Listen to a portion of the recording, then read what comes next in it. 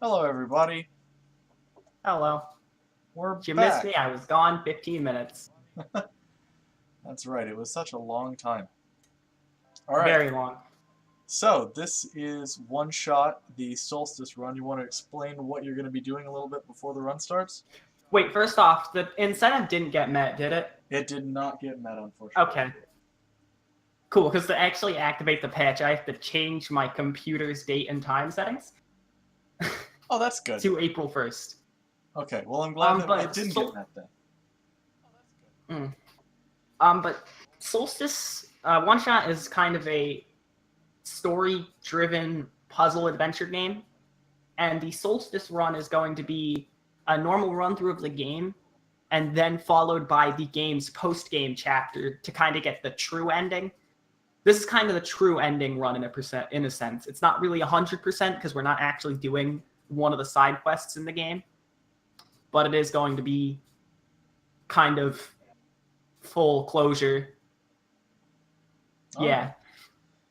Well, if you're ready, I'll go ahead and give you a countdown. All right, actually, let me make sure colorblind mode is on. Colorblind mode make one puzzle easier, and then also help me save one text box worth of time. So I want to make sure that's on. And then time actually starts when I gain control of the character. So let me just get to the last text box before I gain control. So why don't you give the countdown timer for me, and then I'll get it set up. All right, I'll do that. Are you ready to start now? I am. All right, then on go. 5, 4, 3, 2, 1, go. All right, so immediately I get a branch, I get a TV remote. A lot of weird objects. If I bring the TV remote to the window, I get a set of numbers, and then I put that set of numbers in the computer here, and it's the password. That's one thing you're going to notice about this game very quickly. A lot of puzzle solutions are really weird. Like, wow, they're weird. I didn't change my controls. I have a control setting I like to change for one point in this run, because otherwise I can end up accidentally pausing the game a lot when I don't want to. I did not. But either way, right now I'm just kind of going through a set of actions to get certain items to lead me to new areas, to get other items to do more things. That's really what this game is. It's a sequence of events game. You do one thing, do some stuff with the thing, get new things, do more things, achieve your goal. But our goal here is we have a light bulb. Our actual goal is to leave this place, but we need the light bulb to do that.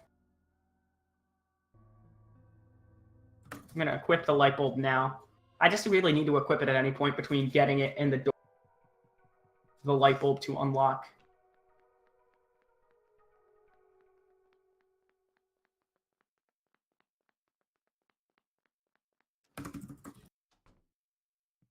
All right. So now we're going to be headed into the first major area of the game. This is the Barrens. Yeah, we get a cool little cutscene when we enter a major area. The Barrens is pretty neat looking. The first thing we're going to do here is, as soon as we exit the house and we're outside for the first time, we get the ability to fast travel, which, if you can't imagine, is going to be insanely useful. Basically, fast travel will let us warp to any screen we've already been to. And so that's great for navigation. So I immediately go up to get a fast travel point to the docks, and then I leave.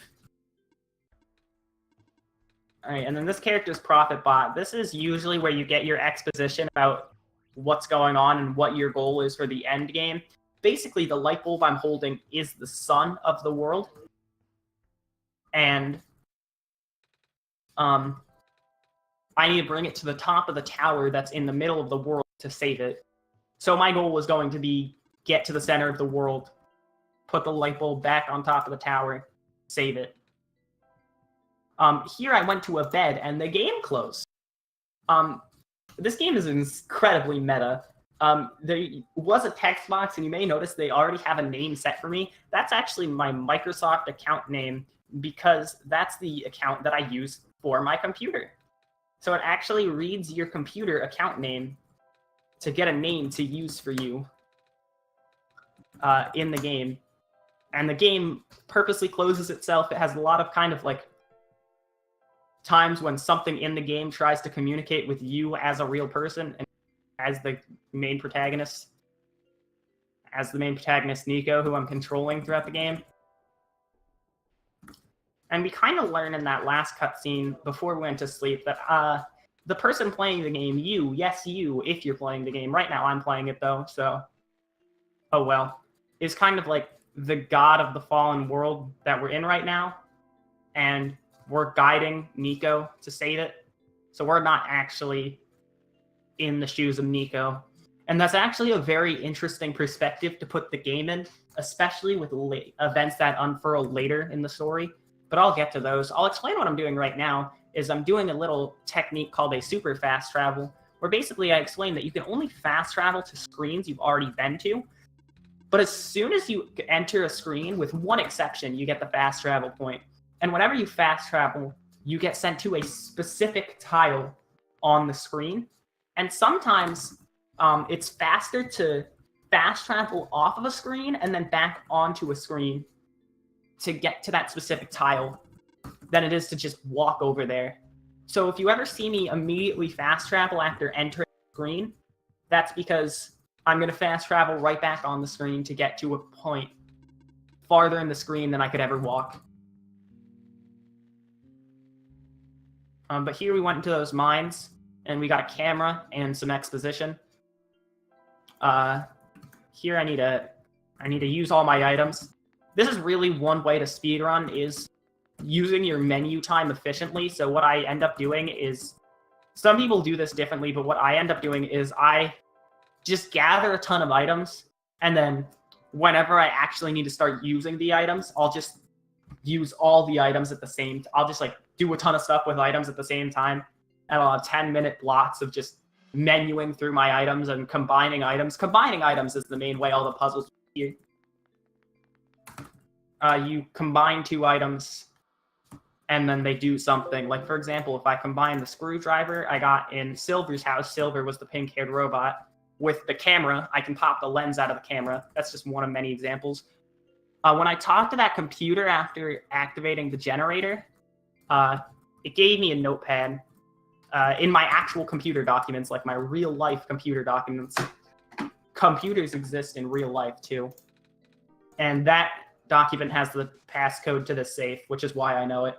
Fun fact, the computer at the beginning of the game that I needed the TV remote to know the password for, that one is actually generated as soon as the game starts. The password to that safe is actually does not exist until you generate it. So even in like a task setting, you're not able to guess that password. You'd have to go through this part of the game. I need these gloves. So we went into this old factory. We got a sponge and a pair of gloves. They'll both be useful because, of course, why not?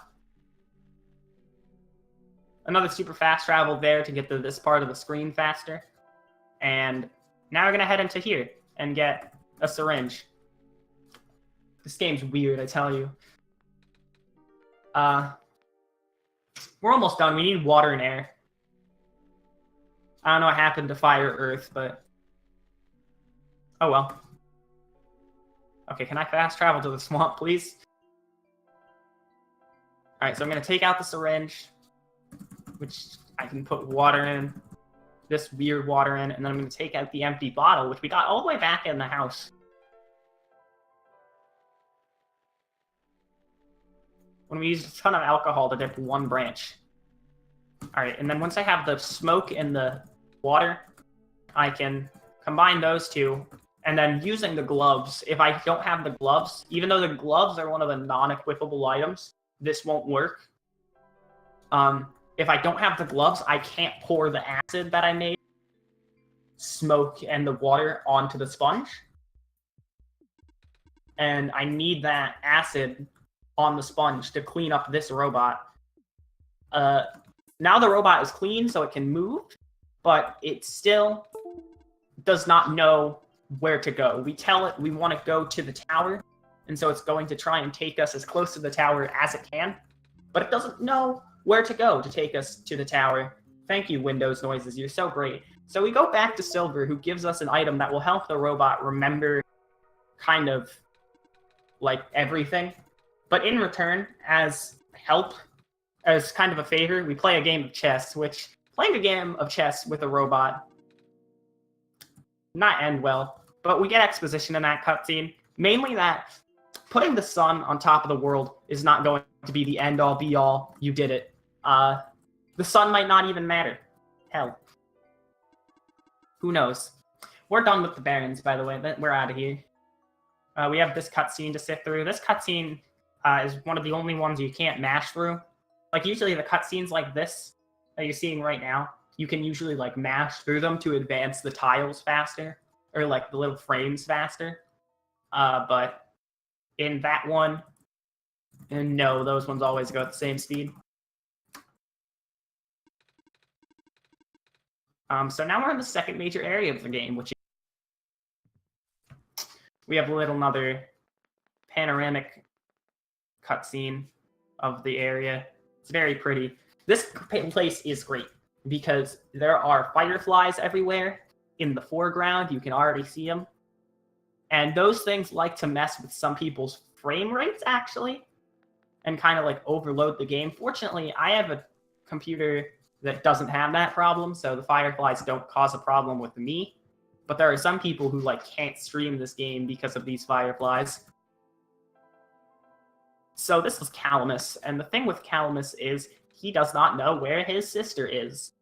She is lost, so we're going to find her.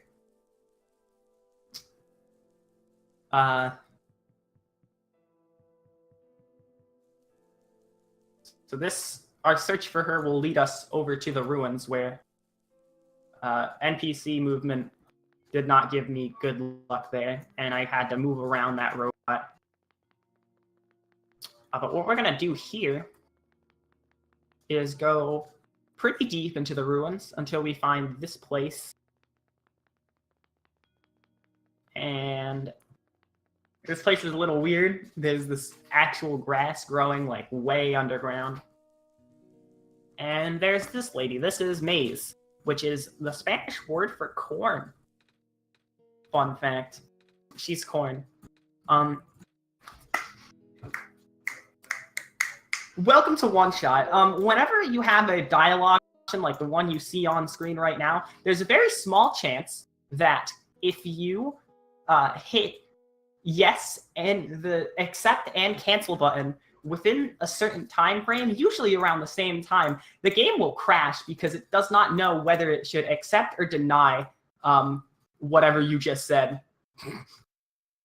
Fortunately, the game autosaves at points, so I only have to restart from the beginning of the Glen, but that can happen in a billion times in the run, and you can't really do anything about it except for open Task Manager and force close the game and go back to your last autosave.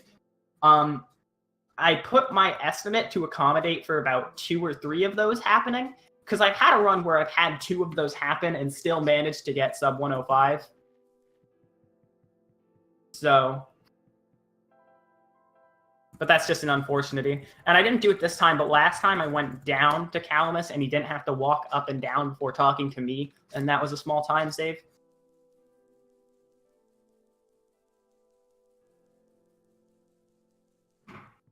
So yeah, I don't really know what to say because we've already seen this.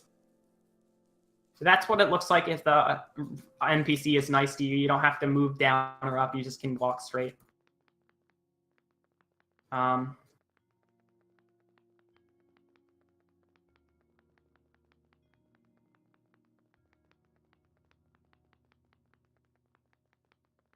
we're back with Maze almost. We just have to go through this long area again.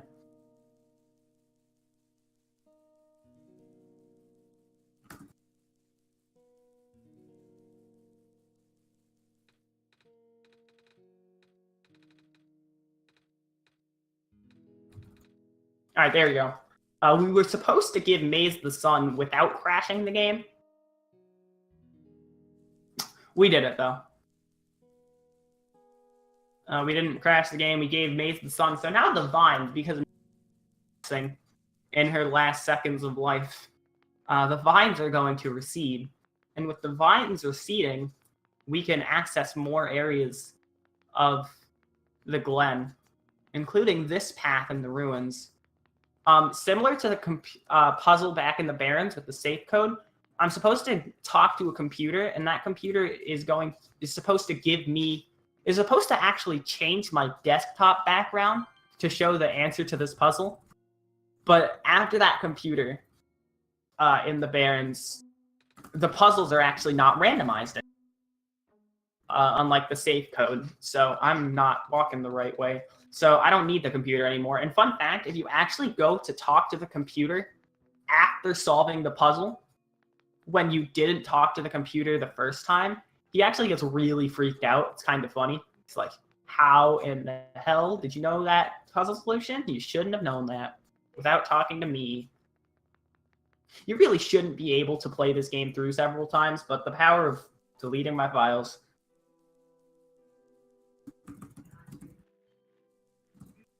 So now we get to herd rams, which, if you like ram noises,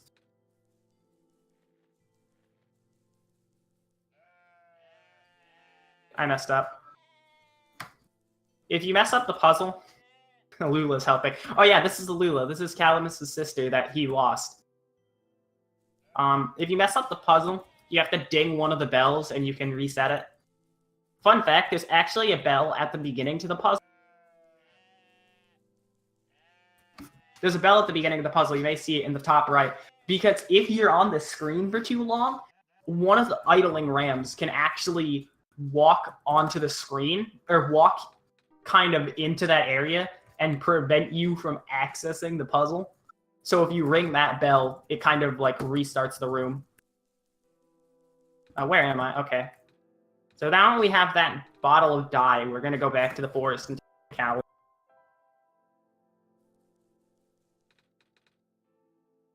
And so now that we've saved Alula, Calamus invites us over to his house, and we're going to accept that, because if we say we have to get a key item at Calamus' house, and if we say no to his invitation, he doesn't kick us out of his house and make the game unbeatable, but we have to walk all the way over here ourselves, which is not good.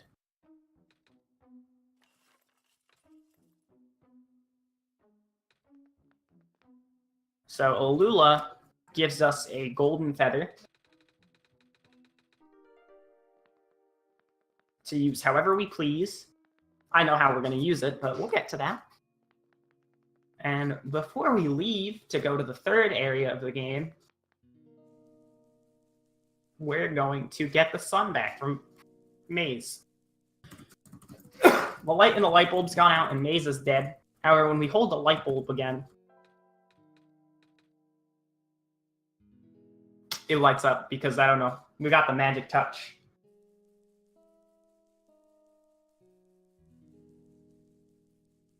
I didn't even see.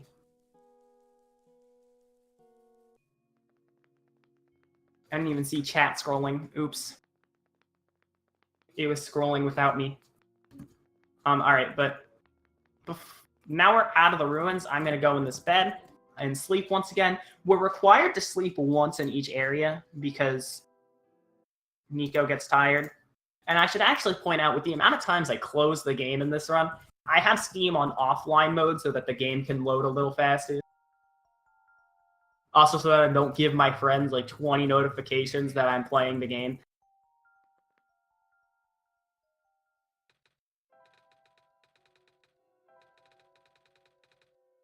But the reason why, mainly because, not only because they get tired, but the reason why the game really wants you to sleep in each area is because you get these cutscenes post sleep time that act as a little bit of like character development and kind of get you to bond with the character more. And that's a really evil plan for something that I'll be revealing later.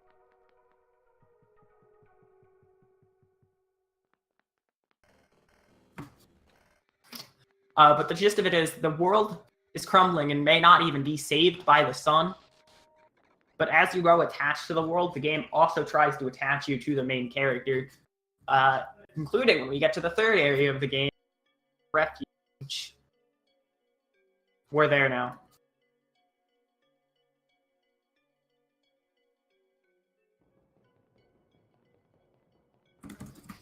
So the first thing we have to do in the Refuge is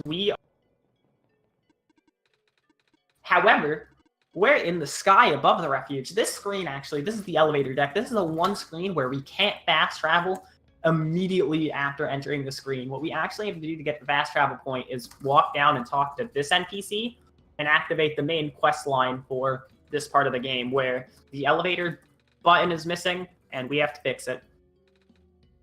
So we actually can't super fast travel on that screen, even though it definitely would be fast if we could. We can't super fast travel here, though, to the cafe and get ourselves a metal can. That's useful. Game's weird. So now we're going to sleep again, because Nico's already tired. Nico was actually probably tired throughout. Nico's tiredness does not affect anything. It's just when it allows you to sleep. When you play this game normally, you're supposed to play it by only closing the game when Nico sleeps. And there's only about like 5 sleep sections during the run. You're also tired? It's okay. So a bit weird, this bed area does not have a fast travel point. So you'd think it would be part of the elevator deck. And it's also inside. So you think you would be able to fast travel out of it. But you can. You can fast travel to the elevator deck from inside. Weird. But with that, we're going to the apartments now. We're going to do the rest of the quest to fix the elevator button, which includes scissors.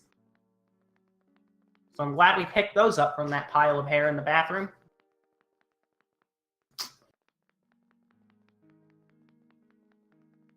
Oh yeah. The most important part of an elevator button. Fridge magnets.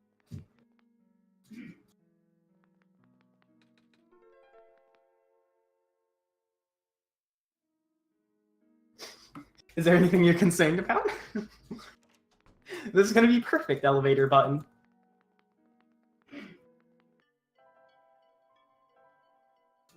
In fact, I'll make it right here in the middle of the nowhere. See, we have a magnetized button. We could put it on the elevator panel right now, but it actually would not work. Because you know what else we need to make it work? Tape. We need to tape the magnets to the part of the can we cut out. And that's a working elevator button. It's a magnetic elevator button. So this works perfectly. And it worked so well that the elevator's broken, and we need to put in the security code. The security code is the same every time. It's 63014, which is actually a reference. This game was released on Steam in 2016, but it was originally a freeware game released in 2014. To be exact, June 30th, 2014, which in month, day, year notation, 63014, which, hey, that was the elevator code.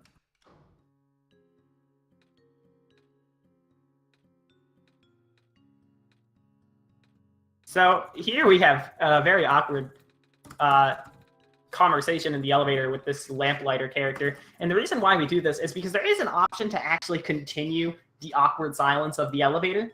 But if you exhaust all 3 other dialogue options, the elevator ride instantly ends. And so, although there is a bit of text with those 3 options, if you mash through the text fast enough, it is actually faster to go through all 3 dialogue options than it is to wait out the elevator silence.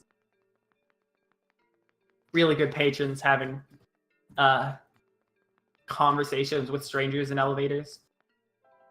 So here we have a sequence of super fast travels where we actually unlock new fast travel areas in the meanwhile.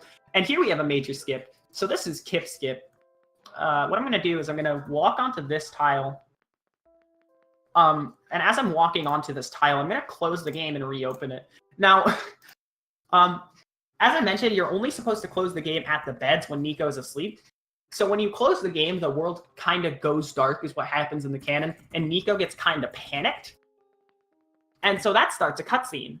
That cutscene takes precedent over many other cutscenes, including the one that happens if you try and step behind the desk. If you don't have a library and you try and step behind the desk, the game will force a cutscene, and in that cutscene, the game tells that cutscene tells the game to move Nico backwards one tile, so you can't get access to the back of the library without the library. By activating that panicked cutscene on top of the backwards tile, the kind of flag that tells the game to move Nico backwards never happens, so we can sneak into the back of the library without a library and skip, like, I did not need to talk to the notebook crate. There's a lot of text in this notebook crate. Okay. Wow, George, you're really far away from the door there.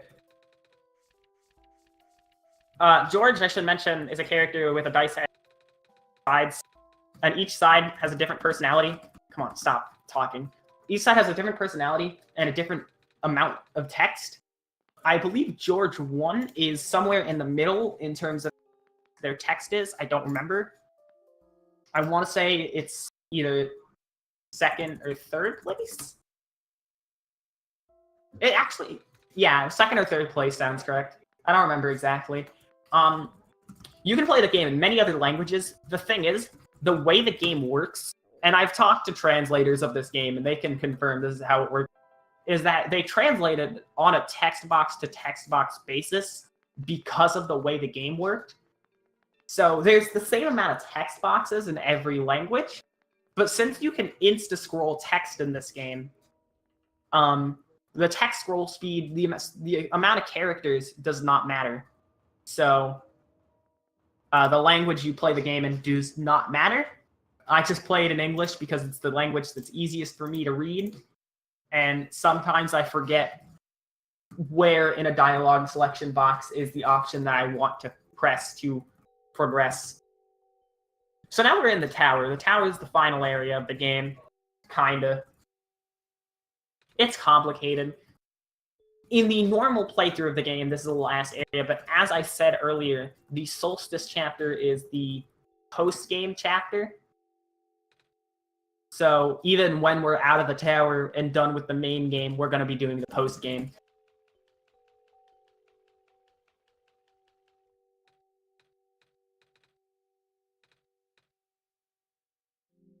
All right. And here,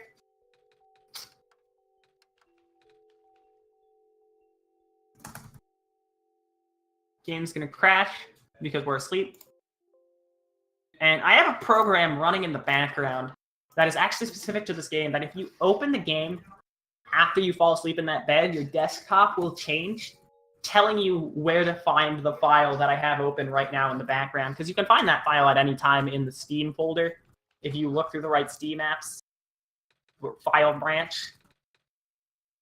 And basically, what the program in question is the author, who is basically the creator of this world and the canon of the game, trying to communicate with us that the entity who is the kind of evil being in the computers is trying to stop us from reaching the top of the tower. And this is where what I mentioned earlier comes into play, where it does simultaneous world building and character building, while also trying to desperately portray the world, is because at the top of this tower, we're going to learn that returning the sun to the top of the tower will not actually return to Nico home. And so when we get to the top of the tower, we're going to make a choice whether we want to actually return the sun to the top of the tower and save the world, or we want to break the sun, which instantly destroys the world, but will send Nico back home. I'm not gonna spoil which one is faster in the speed run, but in Solstice Run, again, it's post game, so we do have to beat the game and then go post game. So we're required to watch the credits in this run. And the credits are the same length no matter which ending you pick, but actually the cutscene before the credits differs in length. Depending on which ending you choose. So I will be choosing one. Oh, I messed up. Okay, this is bad. So I will be choosing an ending that is faster because I do usually open bid war for what ending to choose, but I didn't have one this time. I instead have the incentive that did not get met.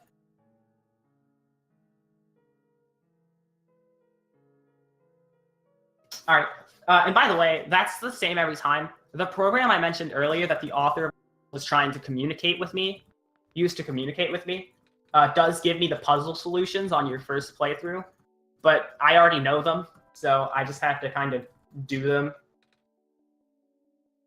I don't really have to look at the puzzle solutions. I'm a big kid now.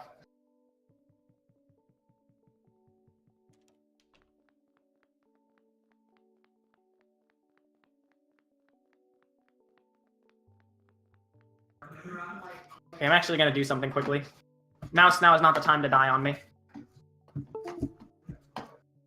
Okay, my mouse is dying on me here. So I usually do this before the run, but I forgot to. I'm going to change one of my mappings of my menu key. This whole run I've been using A to access the menu, but you can also use Enter to access it. But like there are these like Windows text boxes that happen whenever the entity speaks with you, and you can't actually see those when I'm mashing through those because window capture is weird.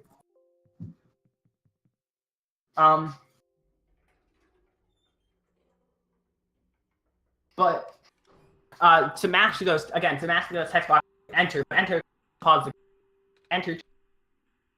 Those cutscenes, you can pause the game after each cutscene and keeps wasting time. So what I usually like to do before runs is rebind my menu key to be on backslash or just anywhere other than enter that I don't use at all during the run. And that way I don't accidentally, Okay, so that elevator scene was the cutscene where we basically told Nico about the dilemma I talked about while we were climbing up the puzzle portion of the tower. I'm going to choose to return the sun here on this ending choice. This is the end of the any % run, by the way.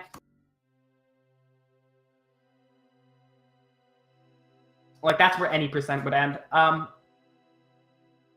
I choose to return the sun here because, as I mentioned, the credits take the same length, no matter which ending you choose. But the cutscene before the credits is different depending on which ending you choose. And the credits start 15 seconds sooner if you choose to return the sun, other than if you choose to return Nico home. So I do that. It's a free 15-second save. And now I get to watch the credits. We get a break. That was a really bad any % portion. I don't remember what it was. It usually ends. Timer usually ends. I was going to ask for a time check on when I chose the ending, but I forgot to. But my any % PB is 27:15. And I think I got like a low 31 or like a high 30. I don't remember. Yeah, you were about really a low 31. I did flash the game at some point. But other than that, my movement was really sloppy there. Fortunately, there's not as much stuff like that in this later half of the game than there is in the former half. The post-game chapter is going to be more story-oriented than the than this normal game half. So at this point, a kind of fake save progress file is put in one of my documents. So I'm going to go get that. I'm going to close the game. I'm going to delete that. Hi, welcome to File Explorer. I actually need to change the window capture now. Oh, hey, I didn't do it right. So I'm trying to relaunch the game right now. And when the game relaunches successfully, I'm going to switch back to... Okay, you want to do the thing, please? Thank you. So now I'm going to start the game again. And you're not going to see the 3 little control screens here. You're just going to go straight to the eyes opening. That's how I know I'm on the New Game Plus right now. When you're in New Game Plus, you can play the normal game as much as you want. But for the sake of this run, I'm just going to go straight to the post-game chapter, which is the Solstice chapter, which, hey, that's the password to this computer. In one of the newer updates that the Solstice chapter was added as an update, but in an update that was added to the game even after the Solstice chapter, they actually tried to make your first New Game Plus playthrough really try and force you. I did not get the branch. Really try and force you into a Solstice run.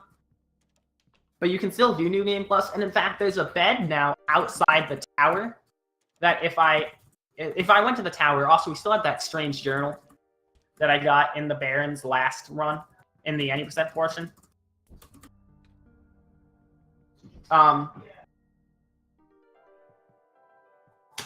There's a bed outside the tower now, so that if we want to go for the Solstice ending, that bed will restart the game for us, and we don't have to, like, play the tower again, because the tower is a really confusing puzzle section. For a little bit, though, there's no difference. Like, the house here, there's, like, no difference between 90% and Solstice run. But as soon as we get out of here is where the differences are going to start coming in the second playthrough.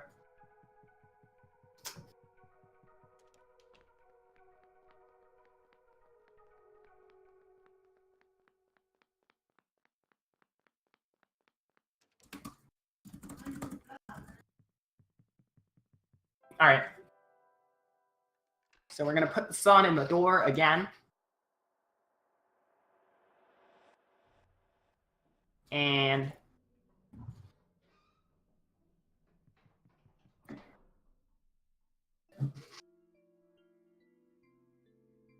soon as we walk out here, we already have fast travel, so we don't need to know about it again. And here is where the run starts to differentiate. You see I'm already going on a different route. Yeah, the post-game chapter is actually a few minutes longer than the 90% run. But with how bad my 90% run was, if I do good enough, I should still go underestimate.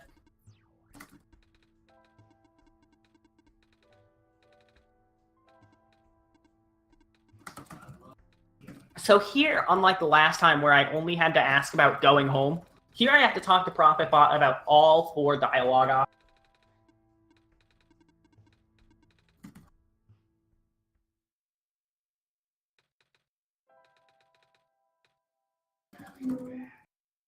And then we can move on.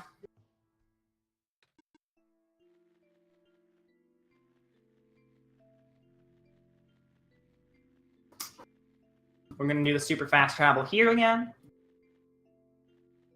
Here we have way less fast travel points because we're not going to as many areas.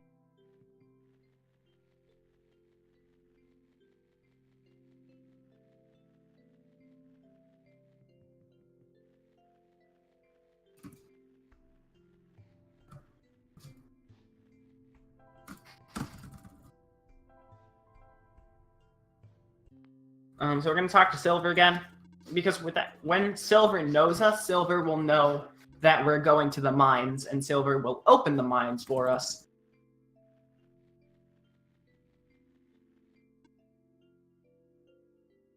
And when the mines are open, this cutscene will happen. This is a post-game exclusive cutscene that really starts the Solstice route. We see a kind of shadow of a silhouette, is the better word, of a different character.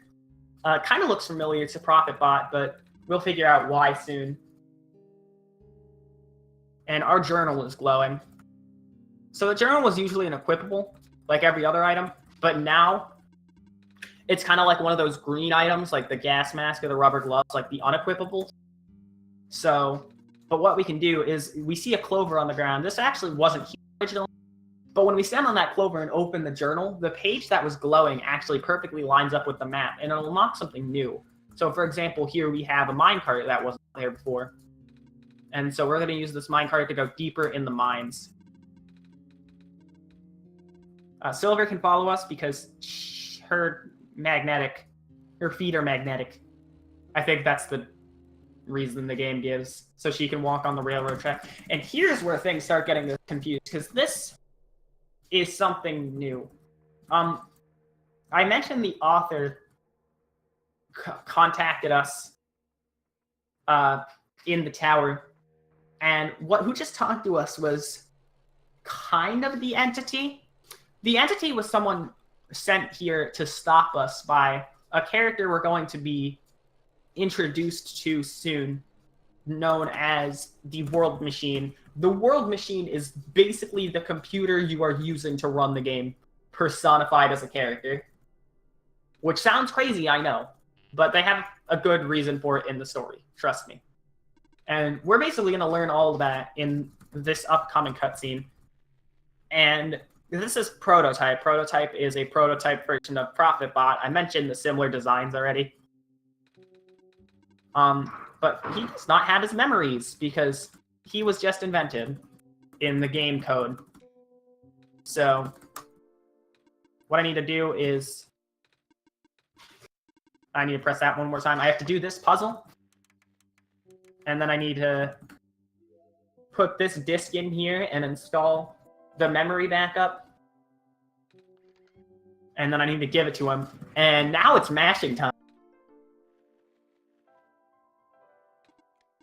It's exposition, ProfitBot, prototype, exposition, mashing time. We're basically going to learn everything I just said. The World Machine is basically your computer. We were contacted by the author. For some reason, even after the game ended, Nico came back to this world, which was something that was not supposed to happen. And Nico basically learns that we've already done this. We've already been through this video game. I've already played this video game. I've played it before.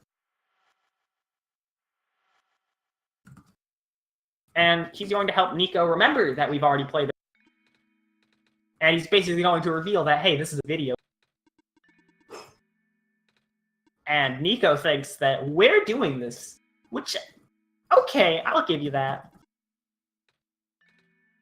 Because, and the reason why, but the reason why the game explains that we were able to bring Nico back is we can still actually save the world, despite us doing it last time. We can actually save this thing. So we brought Nico back in an attempt to legitimately save this thing. So we're going to. A little bit more mashing here. What is that? All right. And okay, cutscene. Cutscene. It's over. Okay, so now we know the stuff. We can leave.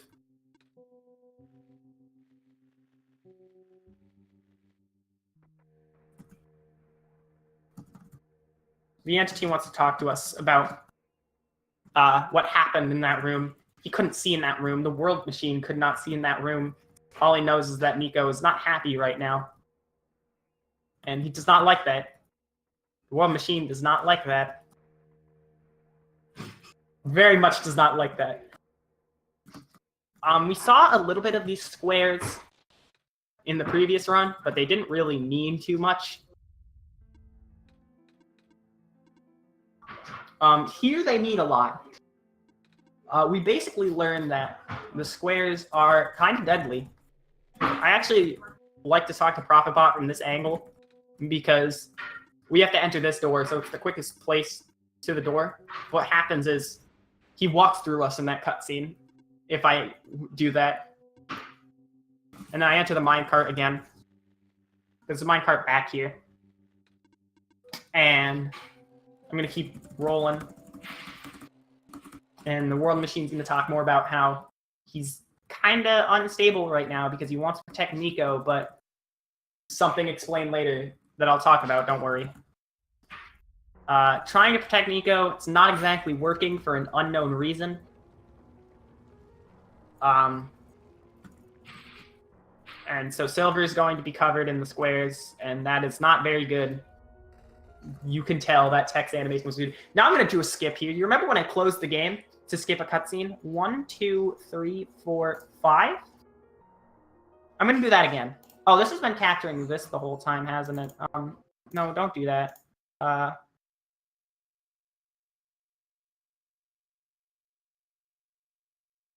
trying to fix this. This is acting really weird. But by doing that, ProfitBot was also supposed to die there.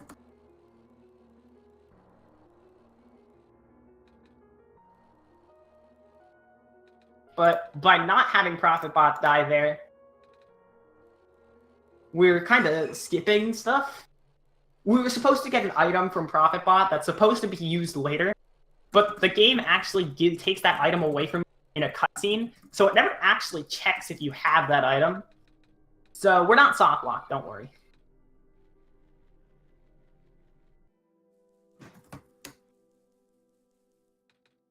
Here's another skip. We're supposed to walk out to an area, check on guys. I don't know why this keeps happening. Yeah, I'll close this eventually. Like, don't worry. Alright, there we go. Like, I would stream this game on game capture, but then there would be awkward pauses every time, what's it called? Every time I reopen the game, which I don't want. So now we're going to go back to Calamus and Alula's house, which is Square's.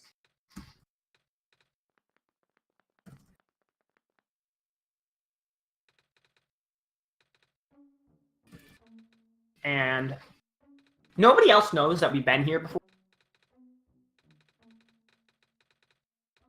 But we're going to go to over here again.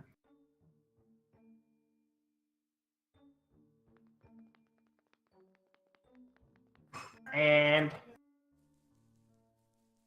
basically do the same thing. We're going to go over to this water edge in the courtyard. It's an area we never actually went to in any percent. You can go here in the normal game, but there's nothing here. It is a fast travel point, though. But basically, we see that silhouette of another character, and boom, the journal is glowing again. So we step on the clover again, and we get a boat.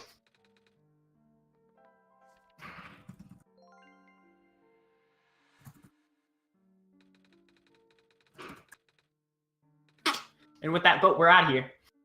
We're going to visit the graveyard of Calamus and Alula's family, which is going to be an important place in this chapter. Not really for the sake of Calamus and Alula's family, but for the sake of progression. So while they're going to pay respects to... I'm going down here.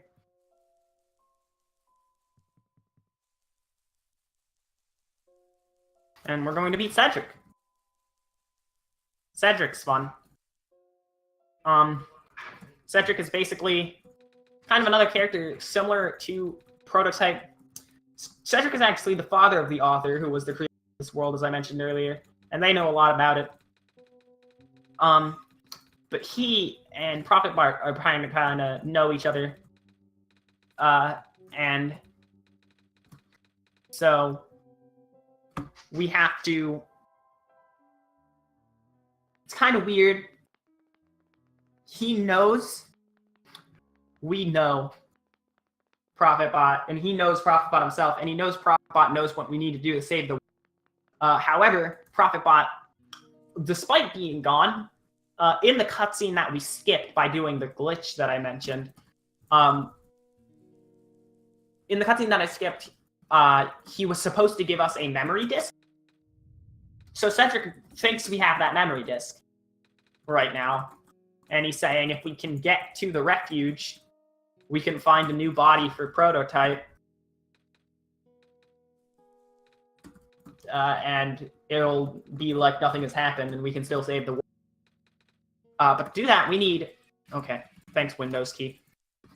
We need gears and a battery. What we did there was we talked to Maze, and we had Maze use the last of her power to extend some more vines. Because the land is slowly falling apart, we need these vines to be able to traverse. Yeah, I think that's the reason. Yeah, to be able to traverse through all of the glen and get the battery and gears we need. So first thing I'm going to do is I'm going to go back to the courtyard so I can fast travel to the gate. I can now go past the gate. I was at the gate at the beginning, which is why I can fast travel there despite never watching the cutscene I was supposed to watch at the gate.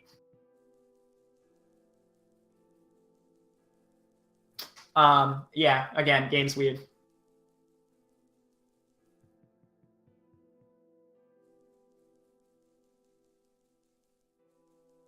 And here's the battery. We're going to talk to this robot to convince them that we should take the battery. And then we feel bad when they say we should take the battery. Fun fact, you can actually have a kind of happier thing happen where you don't power off all the robots. If you recreate the battery that we made in the Barrens to power up the robots there, and then start the Solstice route, you can actually use that battery and you don't have to depower the robots in the Glen.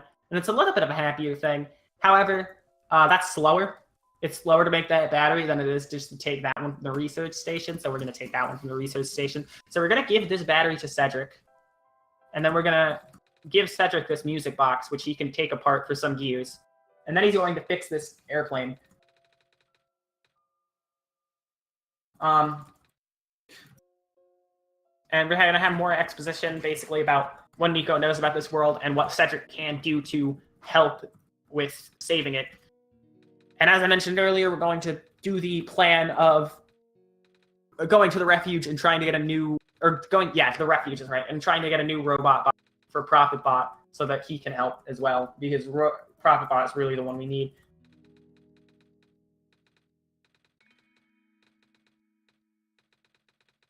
And here we learn that I'm the god of this world because I'm the operator of the world machine, which is the computer, as I...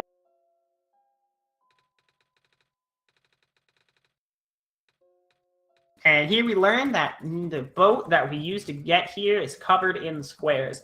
So the plan is I'm going to be taken, thanks Alt key, I'm going to be taken to the tower, or the refuge in the plane.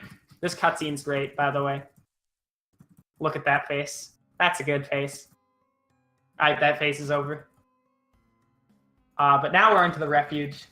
We're going to be taken to the refuge, and then Alula and Calamus, we're going to fly back for Alula and Calamus, and they're going to be taken to the refuge, you know, for safety, because there's kind of squares on the graveyard. Those aren't good.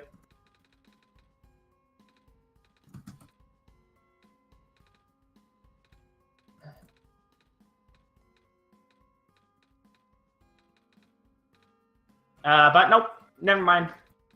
There's squares on the plane. We can't use the plane. They're gonna die. That makes me really sad because Calamus is my favorite character. Hi, Proto. Everyone's dying.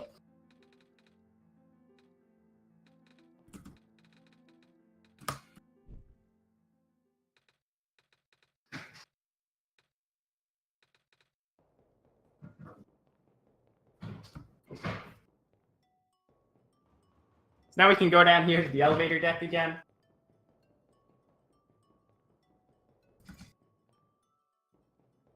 Same thing as before, we can't fast travel right now because we need to talk to Lamplighter. Sounds like, yeah.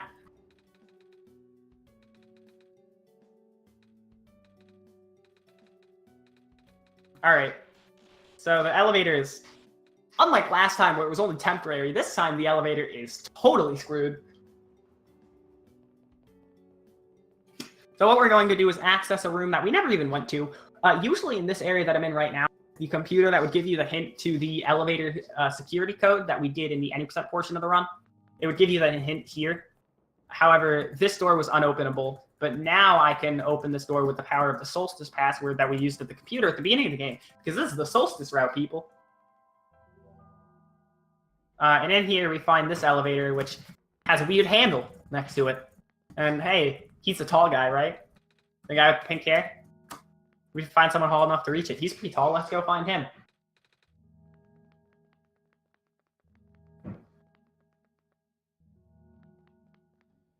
Yeah, Proto. Like, I woke up like 45 minutes before my run was on, and I woke up to my restreamer saying, "Gonna be late," and I was like, "Oh God."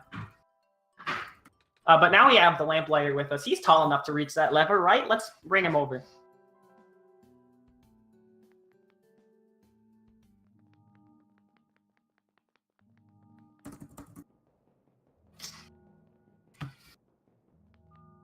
So yeah, he's over here now, and he's like, I can't reach that.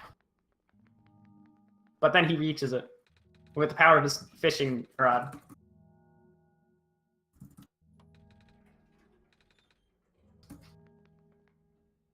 Yeah, there was still some time left in the Shantae. So, there he goes. Alright. See ya. One more skip. There's more. So we had Kip Skip originally. This is Solstice Kip Skip coming up. So I guess I should introduce the character because we're finally here. That's Kip.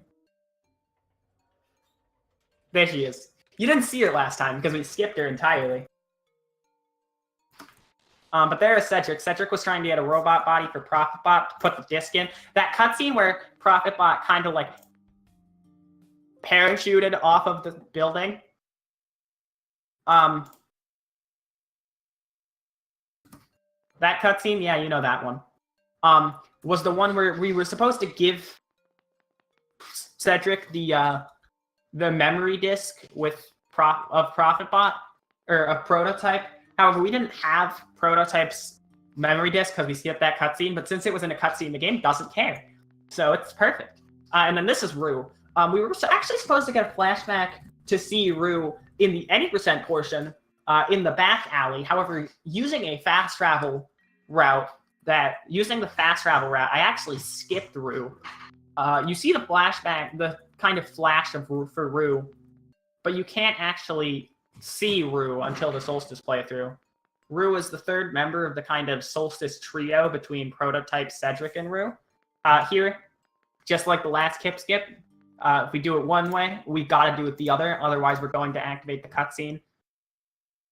And this is a really bad cutscene to activate, because if you activate this cutscene, you get sent to like the library. You get a cutscene where you like get sent to the library, and you have to go 3-minute cutscene in the library about how you're actually strong enough to save the world. So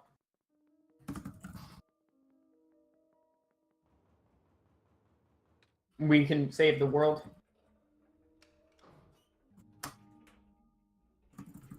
The other two are not here though. So I think it's screwed now. I don't think we can save the world, guys. Whatever.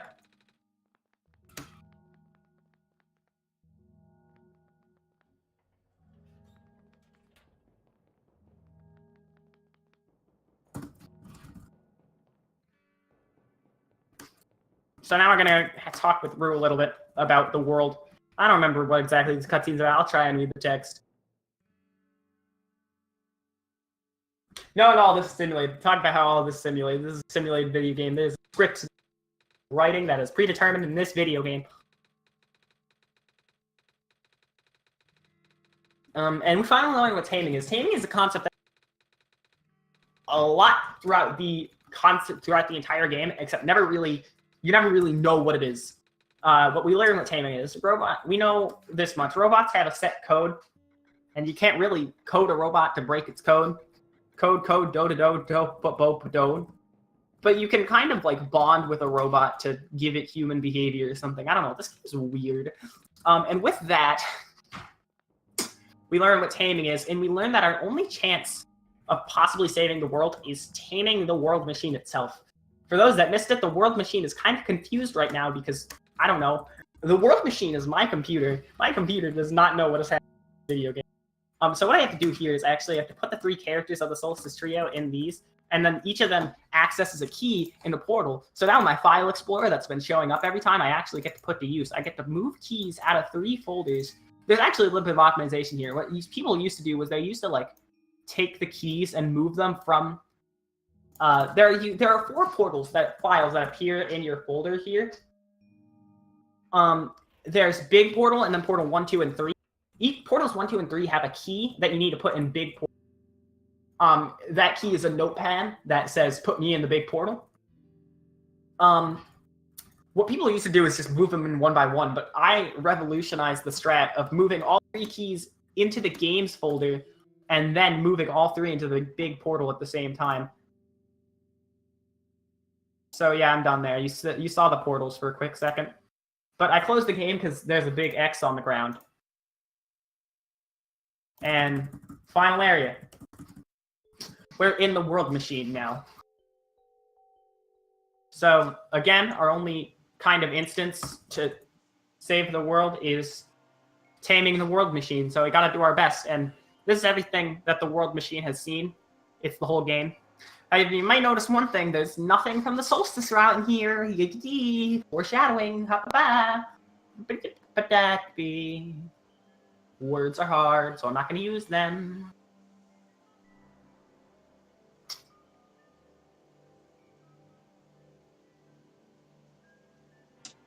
And the world machine does not expect a visit from us. And you know this because squares everywhere. And you may be wondering why this is tied to the world machine. We actually learn in this cutscene where we talk to the world machine. The world machine is actually using our body to talk to us right now about how scared they are. Because what actually we learn in this cutscene is that the squares are a malfunction in the world machine's code, that the world machine actually panicked. So the Solstice update, again, I mentioned this, this game came out to Steam on December 9th, 2016, and the Solstice update came out on March 27th, 2017. So a mere 3 months after the game came out on Steam. The world machine did not know that this update was coming. And so when we brought it to an area that when we brought Nico to the deeper part of the mines that the world machine did not know about, it panicked. And in trying to bring us back to the part of the game it knew about, which was not the deeper mines, it panicked some more and corrupted its own code. And that's why there are squares everywhere. So we basically try and tame the world machine because that's been our goal the whole time. And the squares are gone because we succeed. I actually walk around the squares here. You can walk into them to destroy them now, but I don't do that because that's slow. It's working, by the way. Because what actually happened was we corrupted the game so much, we actually had the world machine forget what the intended ending was supposed to be. So we had to try and tame the world machine to remember and recreate that ending. But before that, we get to say goodbye to all the characters we want to say goodbye to in this credits. This is the credits. We get to run down the credits and talk to all the characters. I'm not actually going to talk to any of the characters. I'm just going to run downwards.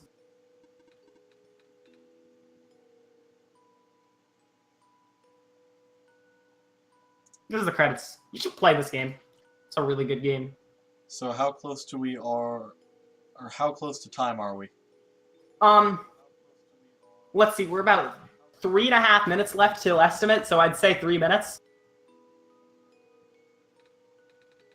We have to watch a short version of the credits, kinda, and then we go through a final cutscene.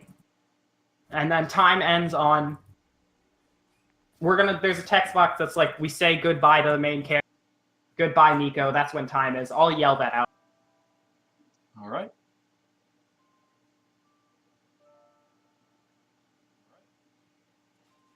So now we see the sun actually did stuff this time. The world is good.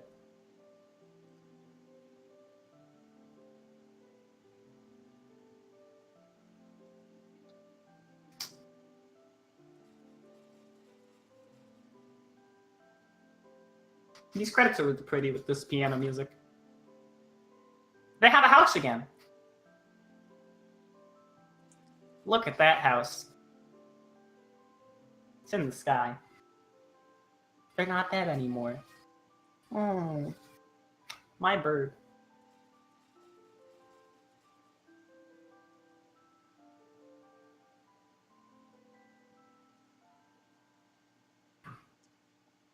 More sun doing stuff in a place the sun shouldn't be able to reach. Okay. Game's weird. A robot. I love him. He's my friend. Okay, yeah, now I just have to match you a little bit more text. It might actually have been less than...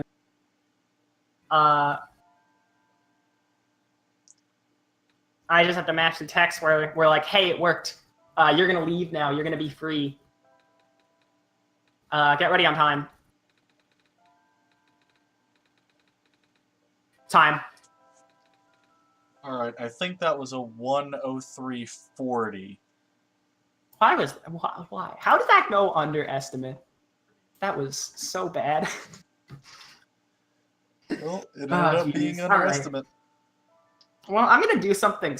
am I allowed to do something special? I'm going to ask, because I want to show off one other weird thing this game can do. It's going to take, like, no time at all, but it will require me going on to display desktop capture, and I want to know if that's okay. You know, we're so far ahead, I think we have a little bit of time. Okay, yeah, it literally takes, like, no time at all. Showing this is okay. Because this game can do one more weird thing.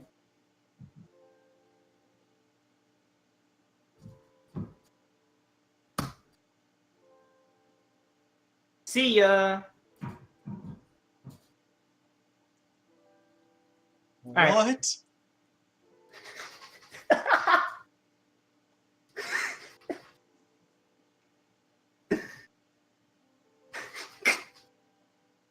Alright, I'm gonna set up for my next game. Alright, thank you so much. No problem. I believe, are we switching restreamers before the next game, actually? We will be. Alright, so PC game, so setup's probably not going to take a long time, except for the fact that we're going to be switching restreamers. Thank you for restreaming all this time. No problem. Especially because your block was supposed to end, I believe, with my before my Splatoon run. Yeah, but that's okay. Things happen. Yeah, but Kinnon's here now. Kinnon's going to start restreaming for us. So we're going to swap restreamers, and then it's dust time. Yep. I will just throw it over to the BRB screen real quick, and then we'll handle that. All right. All right. Well, before I go, I'd just like to give a big ol' thank you to everybody in chat.